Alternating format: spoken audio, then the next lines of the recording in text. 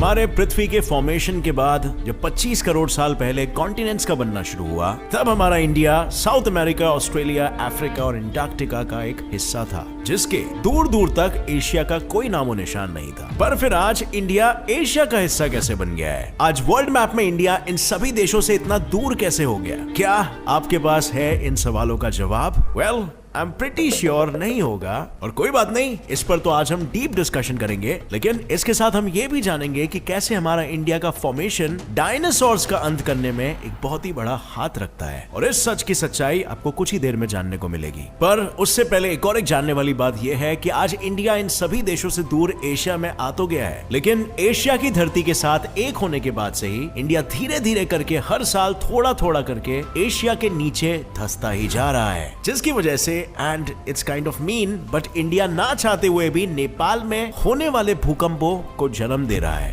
Well, काफी unfair है, लेकिन ये सब कहां से शुरू हुआ, क्यों शुरू हुआ, इन सारे सवालों का जवाब और इन सारी बातों के बारे में आज हम टाइटल है इंडिया का जन्म कैसे हुआ।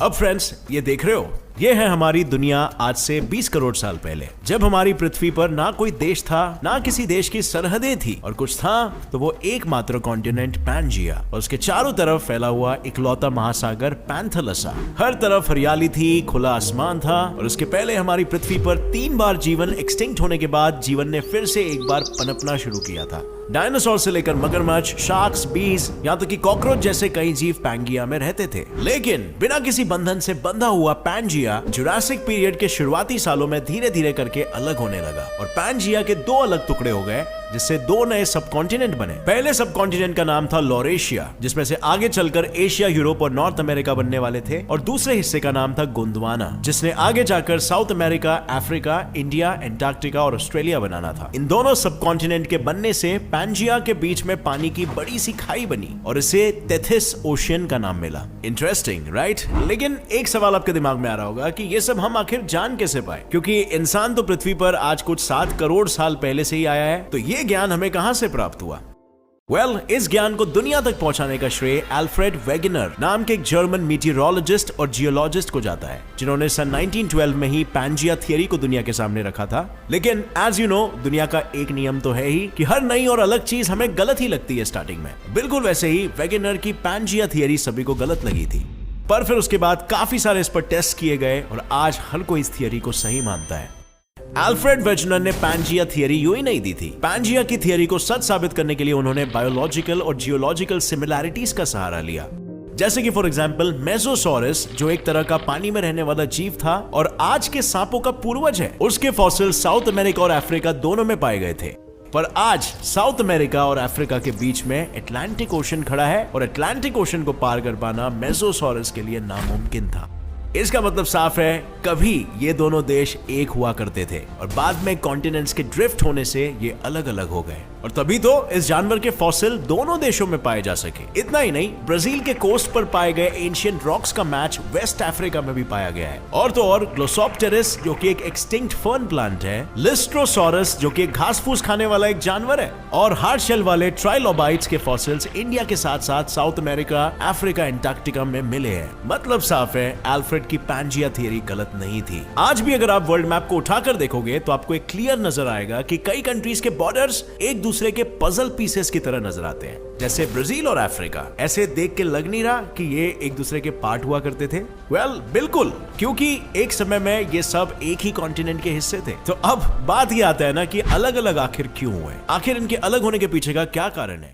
सो फ्रेंड्स, इसका सबसे आसान जवाब है कॉन्टिनेंटल ड्रिफ्ट, यानी धरती पर जो अलग अलग टेक्टोनिक प्लेट्स है ना, उनका अलग होना। अब इसे और आसान भाषा में समझाओ तो टेक्टोनिक प्लेट्स अर्थ के मैंटल के ऊपर जमी क्रस्ट है, जिस पर अर्थ के कोर यानी उस हिस्से से जहां पर सूरज जितनी गर्मी है, वहां से निकलती गर्मी आकर टकराती है, जिससे टेक्टोनिक प्लेट के नीचे का क्रस्ट या पत्थर गर्म होने लगता है और ऊपर की तरफ जाने लगता है, और ऐसे में टेक्टोनिक प्लेट के ऊपर के ठंडे पत्थर नीचे की ओर आते हैं और अंदर की गर्मी से वो गर्म होकर ऊपर जाते हैं, जिससे एक कन्वेक्शन साइकिल बन जाता है। और जैसे जैसे साइकिल चलती है, कॉन्टिनेंट के टेक्टोनिक प्लेट्स एक दूसरे से दूर होने लगते हैं, और इसी बढ़ती दूरी की वजह से भी पैंजिया 2 हिस्सों में अलग होकर लॉरेशिया और गोंडवाना बन गया था। अब फ्रेंड्स, पांजिया से गोंडवाना कैसे बना और पांजिया थियरी सही है ये तो हमने जान लिया है, लेकिन अब इंडिया गोंडवाना से कैसे अलग हुआ ये जानने के लिए हमें आज से 13 से 14 करोड़ साल पहले जाना होगा। ये देखो, टेक्टोनिक प्लेट्स की मूवमेंट्स की वजह से इंडिया ने नॉर्थ यानी लॉरेशिया के एशिया की तरफ बढ़ना शुरू कर दिया। लेकिन क्या आपको पता है इंडिया हर साल 18 से 20 सेंटीमीटर पर ईयर की स्पीड से एशिया की तरफ बढ़ते जा रहा है। और अब मे भी आप सोचो यार इसमें कौन सी बड़ी बात, 18 से 20 सेंटीमीटर यानी एक हाथ के बराबर, ये स्पीड तो काफी स्लो है। बट ऐसा नहीं है कि स्पीड बाकी के कॉन्टिनेंट से जो कि 4 से 5 सेंटीमीटर पर ईयर की स्पीड से अलग अलग दिशाओं में बढ़ रहे हैं उनसे 1 या 2 नहीं बल्कि 4 गुना ज्यादा है। और 2000 से 2010 के बीच जर्मन और इंडियन साइंटिस्ट के खोज से ये पता लगा कि इंडिया की 18 से 20 सेंटीमीटर पर ईयर की स्पीड का कारण गोंडवाना के प्लूम थे। अब ये प्लूम क्या होते हैं? वेल, प्लूम्स असल में और कुछ नहीं बल्कि एक तरह के बहुत ही गर्म मैंटल रॉक्स होते हैं जो वर्टिकली पृथ्वी के कोर से क्रस्ट की तरफ जाते हैं, कुछ इस तरह जैसे आप देख सकते हो। और बिल्कुल इसी तरह कोर से क्रस्ट के आसपास पहुंचकर ये प्लूम फैलने लगते हैं और क्रस्ट को अंदर से गर्म करते हैं, जिसकी वजह से क्रस्ट का सरफेस धीरे धीरे करके क्रैक होने लगता है। और क्रैक होने के साथ ही यहाँ वोल्केनिक हॉटस्पॉट्स बनते हैं और फिर साथ में वोल्केनिक इरप्शन भी होते हैं। और गोंडवाना के इंडियन प्लेट के नीचे भी बिल्कुल ऐसा ही एक प्लूम था, जिसकी वजह से इंडिया के टेक्टोनिक प्लेट के नीचे यानी इंडिया की लिथोस्फीयरिक रूट प्लूम की गर्मी से पिघलकर अलग हो गई, जिससे इंडिया का अंदरूनी हिस्सा सिर्फ 100 किलोमीटर जितना मोटा रह गया, जबकि गोंडवाना के बाकी हिस्से जैसे ऑस्ट्रेलिया, एंटार्क्टिका, साउथ अमेरिका, इन सभी की टेक्टोनिक प्लेट 180 से लेकर 300 किलोमीटर जितनी मोटी और गहरी रही। इंडिया के इसी 100 किलोमीटर गहरी और हल्की प्लेट की वजह से इंडिया अपने बाकी दूसरे कॉन्टिनेंट्स के मुकाबले 4 गुना ज्यादा तेजी से बढ़ रहा था और लॉरेशिया के एशिया की तरफ बढ़ते जा रहा था। हर तरफ था राख और हर तरफ था तबाही का मंजर। इसके साथ जमीन पर इस तरह बरसा था आसमान कि हर मंजर अब बेजान बंजर होते जा रहा था। दुनिया से डायनासोर्स को खत्म करने का कारण चिक्सुलब एस्टेरॉइड को माना जाता है।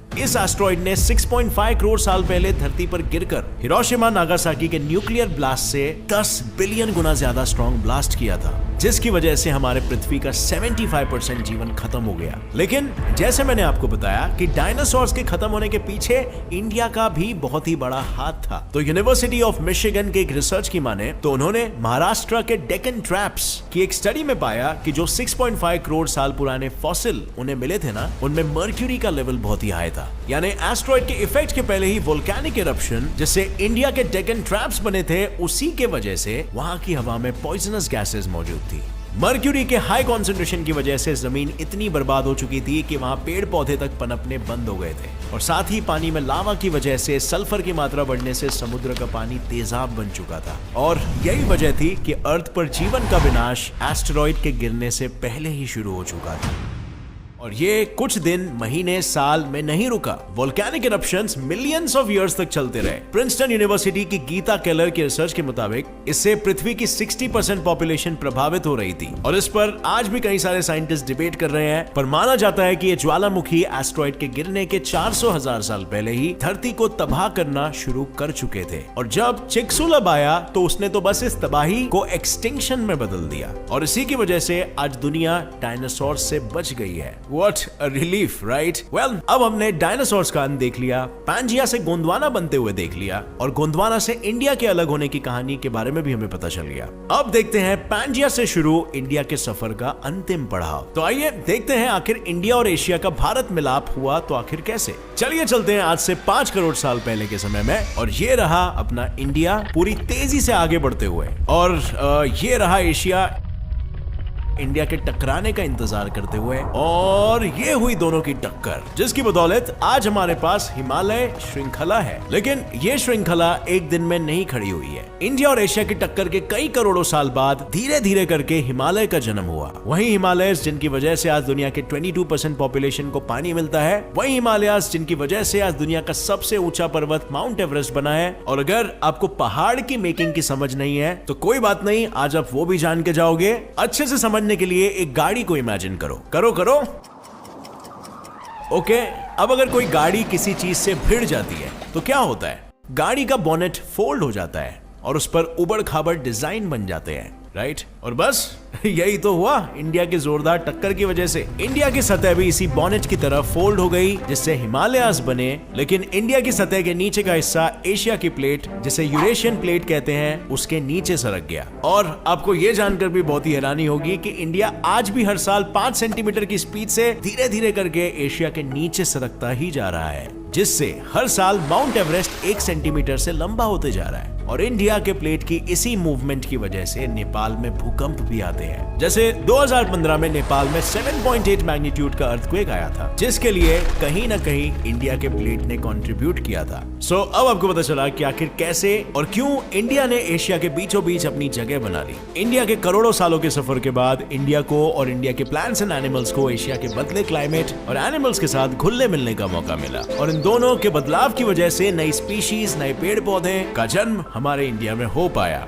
So that's it. हमारे इंडिया का जन्म कैसे हुआ इसकी कहानी आपको अभी पता है, लेकिन क्या आपको पता है अल्फ्रेड वेजनर की पैंजिया थियरी में सिर्फ 25 करोड़ साल पुराना वाला पैंजिया ही नहीं था। वेजनर के मुताबिक आज से करीबन 25 करोड़ साल बाद एक बार फिर से ये सारे कॉन्टिनेंट वैसे ही एकजुट होंगे जैसे वो पैंजिया से टूटकर अलग होने से पहले थे। और साइंटिस्टों ने इस 2B इवेंट को पैंजिया प्रॉक्सिमा का नाम दिया है। और पता है जब ऐसा हो जाएगा तो क्या होगा? वेल, तब एक इंसान इंडिया से अमेरिका चलकर जा पाएगा। पर फ्रेंड्स, 25 करोड़ साल अभी से बहुत दूर है, भविष्य में कुछ भी हो सकता है, but it's always cool to think about possibilities, right? तो फ्रेंड्स, ये था इंडिया का वो इतिहास जिससे आप अभी तक अनजान थे। हमारी दुनिया, हमारा इंडिया कितनी मुश्किलों और कितनी सदियों के कठोर परिश्रम के बाद आज बन पाया है जिसे हम आज देखते हैं, जैसे जो इंसानों को जीवन और जीवन जीने के लिए हर वो चीज देता है जो हमारे लिए जरूरी है। और इसीलिए शायद हमें इस दुनिया की थोड़ी सी ज्यादा कदर करनी चाहिए, है ना? अगर इस वीडियो से आपको कुछ भी नया सीखने मिला तो एक लाइक जरूर ठोकना। अपने सभी फ्रेंड्स और फैमिली मेंबर्स के साथ ये वीडियो शेयर करो ताकि उन्हें भी पता चले अपना इंडिया कैसे बना है। और अगर आप इस चैनल पर नए हो तो अभी सब्सक्राइब और बेल नोटिफिकेशन ऑन करके ऑल का ऑप्शन सिलेक्ट कर लेना ताकि आगे आने वाली कोई भी वीडियो की अपडेट आप मिस ना कर सको, अपने ज्ञान को सदा बढ़ाते रह सको। See you in another video friends, stay curious, keep learning and keep growing.